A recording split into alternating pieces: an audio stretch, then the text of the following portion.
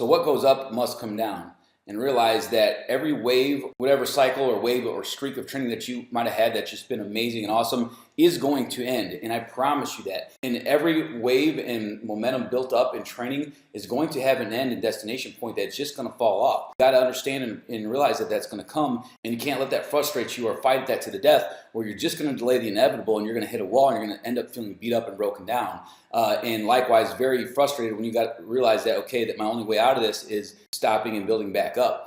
And so when you can kind of get a better sense of that and you can feel it coming on, or you're taking good training notes and you can kind of see how many weeks or so this happens before you start to hit a wall, or you're maybe making too aggressive decisions or say aggressive enough decisions, or whatever the case might be, you got to realize that. So every wave of training you do, it's like waves, and so everything you do, you're going to build this momentum, and it's going to get better and better and better, and it's going to build in its energy and peak and height, and it's going to hit a peak, and you're going to fall off, and it's going to come down.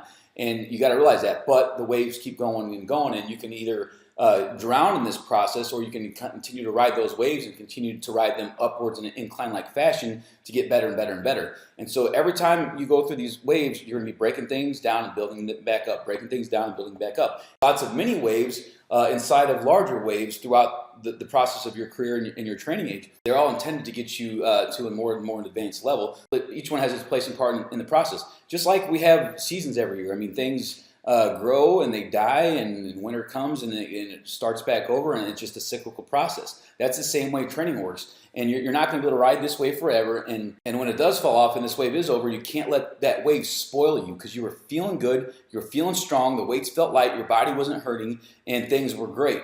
Now, appreciate that while it lasts, but also be smart when you're in that phase of choosing your battles properly and letting it build up. You know, you got to maximize that time while it's there for sure. But if you start to getting overly aggressive, you're going to run yourself into the wall and fall off that board or fall off the wave much sooner than you probably should have. So you can extend these waves with good decisions. But my main point for now is that don't let that wave spoil you, and realize you're going to have to back off and get back to work and do a lot of the not so fun training and putting your time in building that base back up and doing lighter weights that you can handle with good positions and form, and that your body will adapt and respond back just like it did. It's not that it's dying and withering away and you're not capable of doing these weights anymore or anything like that. That's insane.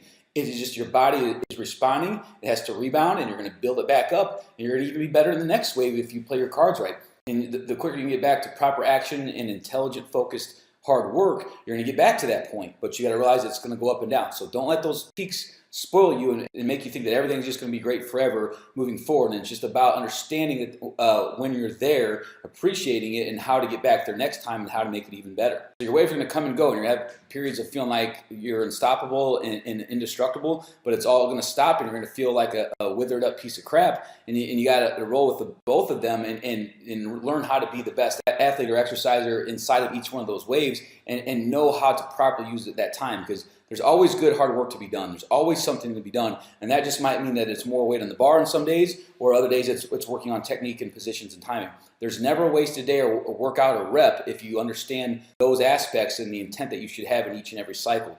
There's tons to be done. The quicker you understand that, the less frustrated you'll be, the less likely you're going to prematurely shorten these waves, the better you'll be able to optimize and maintain these waves, and likewise get back on the horse as soon as possible in the lull of these waves, and experience the best ebb and flow for your training for the long haul and get to the biggest peak possible in the big picture.